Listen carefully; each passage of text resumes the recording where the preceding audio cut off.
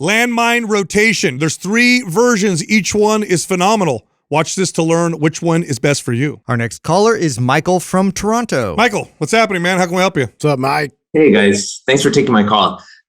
So first off, I just wanted to say how much I really appreciate you guys and the perspective that you guys bring to your podcast and how relatable it is. Just a bit of background on me. I'm in my 40s. Like Sal, I've got 4 kids and trying to keep fitness a priority while coaching the kids' sports teams and everything.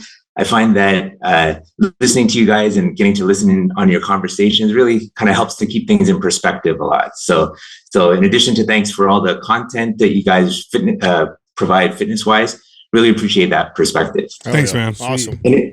Anyway, my question is specific to the landmine rotation exercise that's in phase 2 of MAPS performance. So when I watched the male demo, the way he does it, he keeps his feet planted and he kind of rotates his torso from side to side. And then when I watched the female demo, she kind of keeps her torso stationary and it almost is like a side to side shoulder press. And then when I've done it in the past, I've always kind of like pivoted off of like my back foot. So I'm kind of rotating even more. And I've listened to you guys enough to know that you're probably going to say like there's no wrong variation necessarily, but I was hoping to kind of hear your perspective on like what are the pros and cons of doing it in the various different ways, and like what's the best way to apply each Great question. Yeah, great question. Hey, who was the female who was the model in that one? Who was it? Kendra, I believe. Oh, it was Kendra, huh? Yeah. So yeah, like you said, there's multiple variations to it. Now, in terms of like the actual benefit from it, a lot of times I'll anchor for the most part and keep my hips kind of square and fixed, so that way I have a bit of anti-rotational effect to that with my lower half, and then I'm rotating across so I can engage, my core a bit more that way.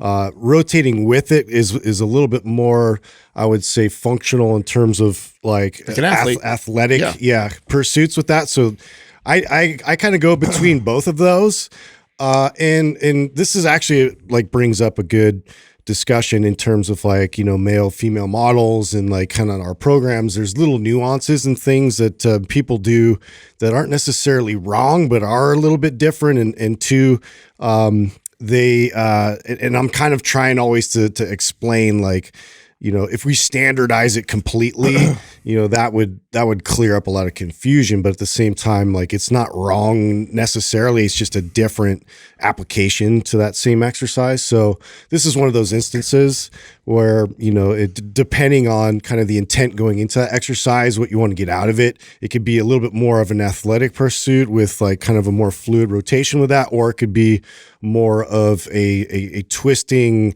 opposing contraction to that. Yes. I literally, so I train both. So with my clients, and the way I always decided who was going to get what like version of this, almost always my athletes, I rotated the foot, because an athlete, when they're playing a sport, they're never in this like very few sports are they in this fixed trunk position while spinning or throwing their torso, right?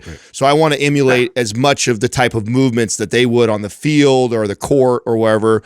So I would incorporate the pivoting of the foot and the hips all together. If I was training general population, clients that just want to be strong, healthy, fit, I actually like the trunk still. The reason for that is for the anti-rotation properties that Justin is saying. It's like, I'm trying to bulletproof their core. I want them to be able to reach back while their kids are in their car seat and be able to feed them and then come back. So their trunk is in a stationary position. They're going to spin back and come back, and they're not going to hurt themselves doing something. Or they're going to be in their garden and they're going to be grabbing a weed and they're going to pull a weed to the left and their feet are going to be planted in the same direction. And so I'm looking to bulletproof their core and protect them with the kind of anti-rotational properties that they get by keeping their hips locked in that place.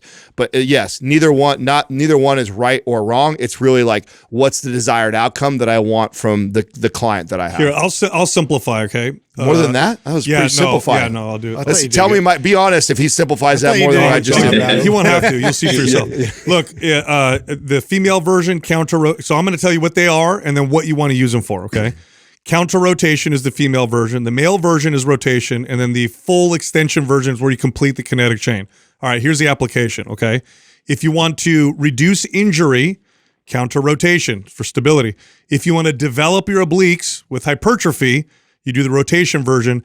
And then the completing the kinetic chain is literally if you want to perform better on the field or in a sport. So there's your three right there. Do I want to develop my obliques? Do I simply just want to increase stability and reduce injury? Or do I want to get faster and better at rotation on the field? Those are your three options. So you could pick whoever gave you the best answer. That's not bad either. That's not bad. All you do is add one. I do have a bit of a follow-up question though, in terms of like just rep ranges and like when to go heavy and when to go light. Like any advice in those terms? Yeah, I think so. With an exercise like that, you're if you can do it controlled, that's going to be the standard. Explosive is great for athletic pursuits. Yep. Now, if you do an explosive, thank you. Yeah, if you do an explosive, it's about the speed and the control. It is not about how heavy you can go. It's not the load, yeah. So if you want to really load it and challenge yourself, you want to anchor yourself. So that's the one where we have the fixed hip position. You're rotating with that anti-rotational effect. And if you're going fast, if you're doing for the explosive benefits, don't do it to fatigue. You want to maintain the same rep speed throughout the whole set. Once you find the rep speed slow down, you're done with the set, because then you're not training explosive power anymore. You're just training stamina, which you can train stamina, but there's better ways to do it than going explosive and then fatiguing. And if I'm going to use Sal's analogy, if I was trying to develop hypertrophy in my obliques, I'm going to go heavy and controlled. Yeah, that's it. Yeah. If I'm trying to be more athletic, I'm going to go light and fast. Yeah, it's all about the full movement. So and obviously we're overgeneralizing this whole exercise, because every variation builds muscle. Every variation is going to protect you rotationally. Yeah. Every variation is going to make you a little more athletic.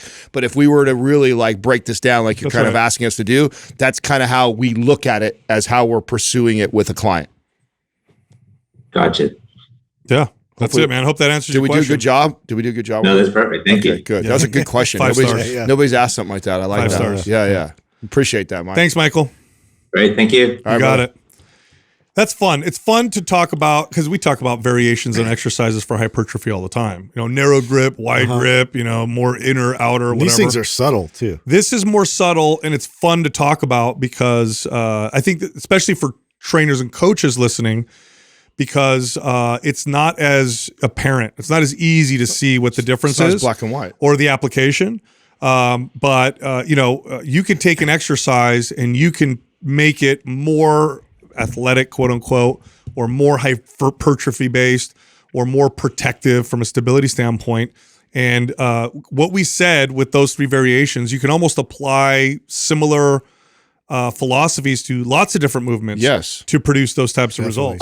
The reason why I like this question is because for the listener, I hope they pick up on this. This highlights how toxic our space is, and how easily you can take a movement and try and shit on another person who's teaching or coaching something like that, because there is so many variations to so many movements, and there are better applications for it. And in the same sentence, they all complement a lot of times what the person might be saying. So it's like, that's why this is like so much more nuanced than like, oh, that person's wrong the way they're teaching it, this is the right way. It's like, well, it depends. I mean, I think you've said before, Sal, like any exercise that you can perform with good control and stability is not a bad exercise. Yeah. So as weird as it may seem, or how unique it is to the way somebody else does it, if you can do it with good control and good form, it's a good exercise. Right. This is a hard subject though for a lot of people, because everything is so dogmatic. Yes. And especially like when you go to learn something and be instructed on something, like they're going to say it just one way, and this has to be show them a Jefferson curl. That's the exercise I would love to do in a gym and watch all the trainers heads explode. Oh shit, what's he doing? You know, not even knowing, right?